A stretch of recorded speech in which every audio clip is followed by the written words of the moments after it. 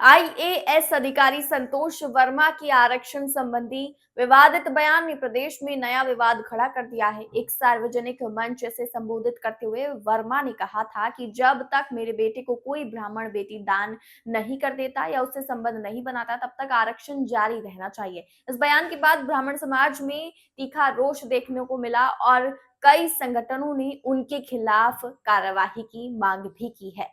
दरअसल संतोष वर्मा ब्राह्मण समाज के समर्थन में अब मां करणी सेना भी खुलकर सामने आ गई है। करणी सेना के पदाधिकारियों ने चेतावनी देते हुए कहा कि क्षत्रिय समाज हमेशा ब्राह्मण समाज के साथ खड़ा रहा है और यदि संतोष वर्मा ने बयान पर माफी नहीं मांगी तो संगठन अपने अंदाज में सबक सिखाने से पीछे नहीं हटता। करणी सेना ने यह भी स्पष्ट किया कि वो ब्राह्मण समाज द्वारा संतोष वर्मा पर एफआईआर दर्ज कराने की मांग का पूरा समर्थन करती है। संगठन का कहना है कि यदि प्रशासन जल्द एफआईआर दर्ज नहीं करता तो करणी सेना आंदोलन करने के लिए बाध्य होगी। उधर ब्राह्मण समाज के कई संगठनों ने भी अलग अलग माध्यमों से शिकायतें और ज्ञापन सौंपकर संतोष वर्मा पर कड़ी कार्यवाही की मांग की है। उनका कहना है कि इस तरह का बयान न केवल आपत्तिजनक है बल्कि समाज विशेष को अपमानित करने वाला भी है। देखिए, करणी सेना हमेशा से समर्पित रही है, न सिर्फ राजपूत समाज के लिए बल्कि राष्ट्र के लिए, हिंदुत्व के लिए, सनातन के लिए।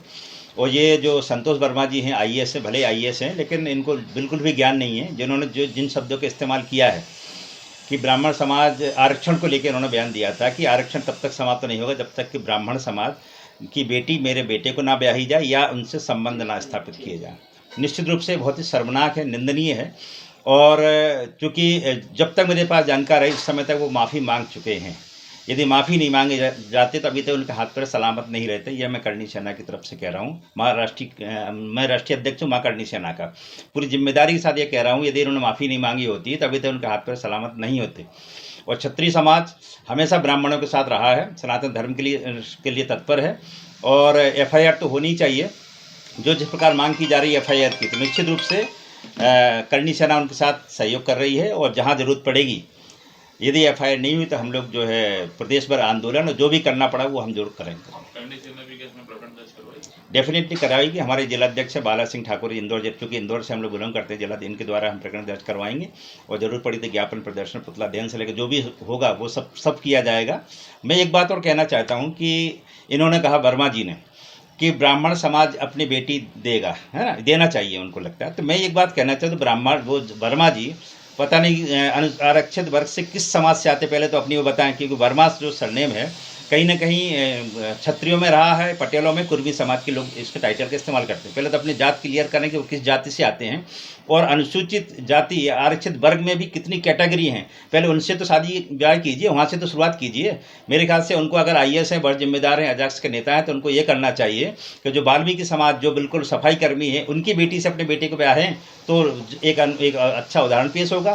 पहले वहाँ पे करें, आपस में शादियाँ करें। जाटो समाज है, अहिरवाड़ समाज है, अनुसूचित जाति समाज है, इन सब में तो शादियाँ पहले करने की थी। ब्राह्मण समाज की तो बहुत बड़ी बात है।